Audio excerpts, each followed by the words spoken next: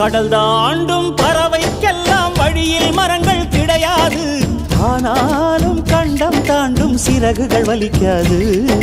மலையேறும் எறும்பின் கால்கள் வெயிலை மிதித்து உடையாது. மனதோடு காதல் வந்தால் மனிதா தடையேது.